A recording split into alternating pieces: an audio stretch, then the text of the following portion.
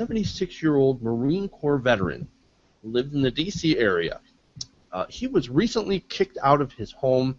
His home was foreclosed upon over a $134 tax bill. The man was named Bennie Coleman, and he was a retired Marine sergeant. And he, like I said, he lost his home 2 years ago through a tax lien sale run by private investors to recover unpaid city taxes.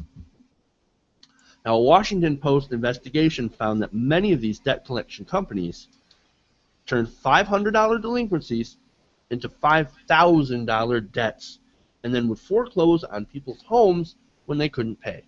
There are certain times when, things start to become more confusing to you. And that is very easily a time when predatory capturing can really affect, society, when it starts affecting seniors like that, and there's no protection for the seniors. Now, if you're younger and you're in your 30s or something and you become a victim of this predatory capturing, yeah, that really sucks. But you probably, maybe should have found some other recourses to work with this system. Right. But you just can't do that to senior citizens. I don't want anybody doing that to my mom. I mean, do you? And nobody else does as well.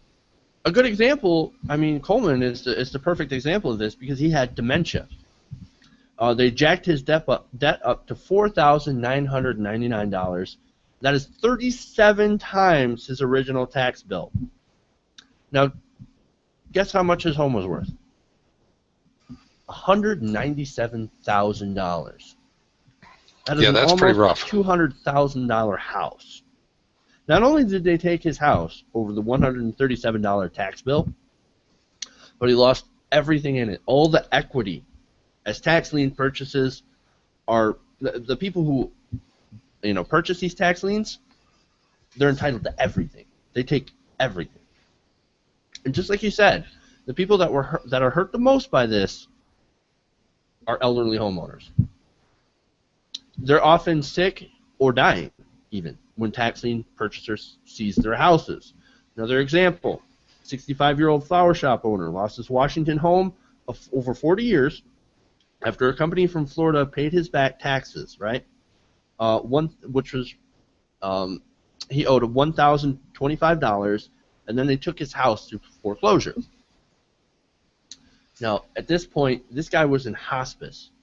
He was dying of cancer.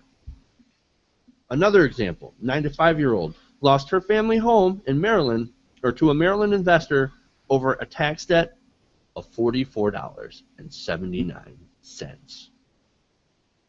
Now, she was in a nursing home suffering from Alzheimer's.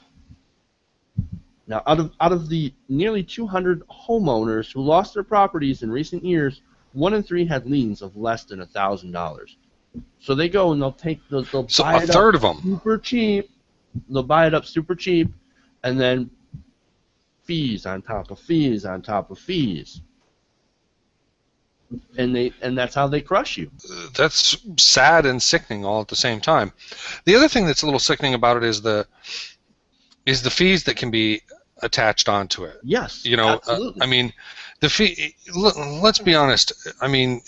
If you're in business and you're going to make a business out of this, then I can see cost plus 15, cost plus 20, but when you're inflating fake costs on there, 15, 20%, I can see you adding that to fees. I get that. I understand that. That's a really good return on investment, but to quadruple, and in some cases, like you said, 37 times the amount, 3,700% interest. Is that what that is? You can't just ridiculously inflate things like that. And then on top of that, morally, I'm saying they can, obviously legally they can, they're doing it. And then after all of that, you get the property, and now the property has a worth value of this ridiculous amount. I don't think you should just have to pay taxes on it. I think all the excess from what you were owed when you took it, all the excess that property is worth, you should have to give that owner that. I just wanted to show you how outrageous they are in these fees. One company called Aon, they charged Now, they charged somebody $6,300 for a $1,680 tax lien. Now, the costs were broke down like this. A senior attorney was billed at $450 an hour, to bring it through the courts. A junior attorney was charged $325. Legal assistance added another $110 an hour, and this is all being charged to the homeowner. Plus, there was $800 in expenses, including $27.60 for dismissal costs. Oh, you want to dismiss the case? Give me $27. That's insanity. The families have to pay for these. See, that really is insane, because that was somebody who predatated the capture. When you predatate the capture, you should be assuming the costs. You can't charge that. You shouldn't be able to charge that to the person who owed that lien. But they do. But they're able to, because they have to take them through the courts, and of course the family pays the court costs. And that's one of the worst things about it. I mean, part of capturing the property should be swallowed up in just the value that you're going after. All of those fees, no matter what they are, should not be chargeable to the individual. It shouldn't. And that and the way that it's going on now just makes it even more predatory. That's giving you a loan without your signature. Yeah. And here's another thing. Here's another reason that it's so incredibly sickening and predatory.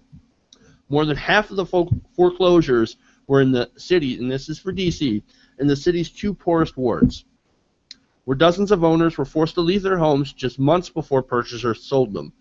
One foreclosed on a brick house near the Maryland border with a $287 lien.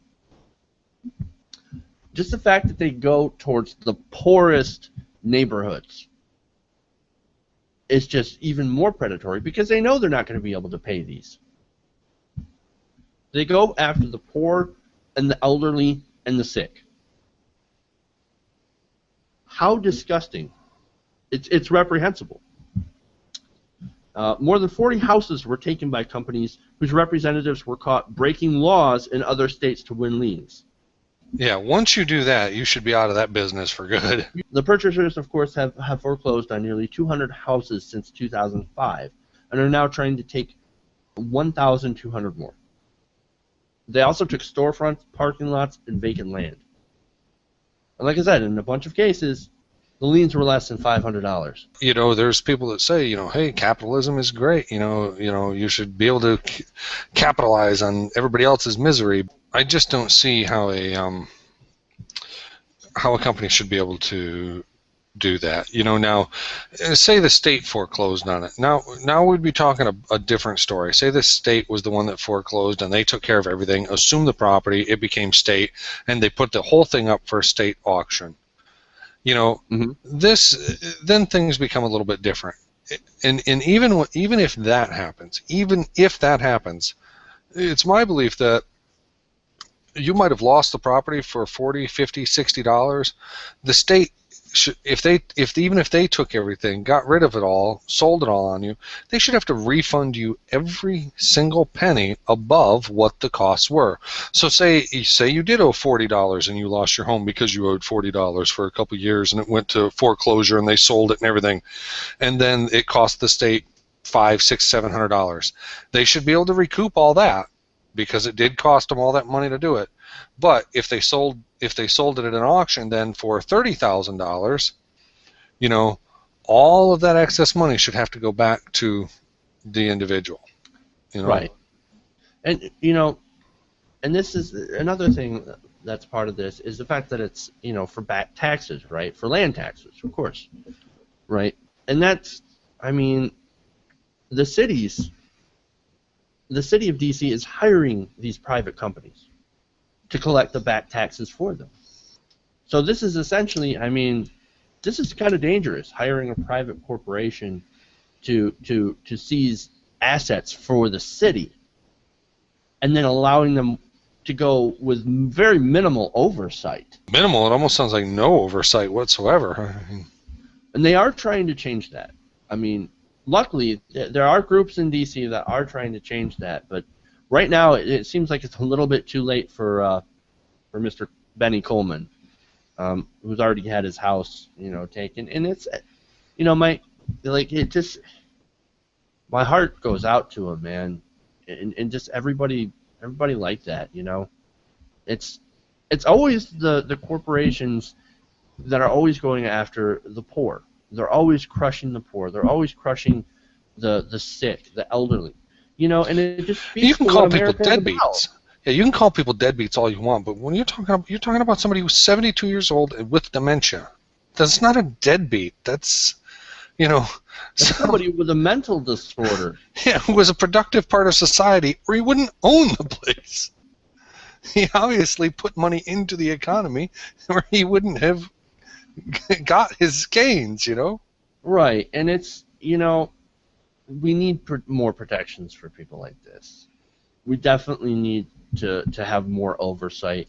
We need to get these private companies out. I mean, that's part of the problem right there, is that you've got a profit motive on doing these types of things to people. Whenever you have a profit motive involved, you better believe some companies are going to use that to try and take advantage of people. It is what it is. And, another thing is that it really reflects on society how we treat the least among us. The poor, the elderly, the sick. And we treat our poor, elderly, and sick like crap. And, that doesn't reflect well on us as a society. Is this the America that you want to be a part of? Is this the America that you're okay with people doing this? Because I'm sure as hell not okay. And I know you're not okay. And I know a lot of our viewers, they're not okay with this.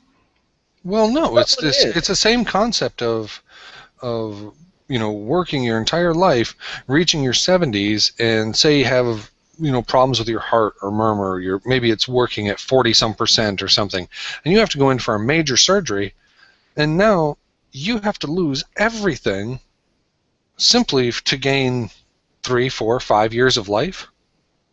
And you lose everything for it. That's not the kind of country that we should be living in, where we're taking advantage of our poor. Dream. Yeah, where you're taking care of your poor like that. And these are the weakest, the poor of the society that you're doing that to.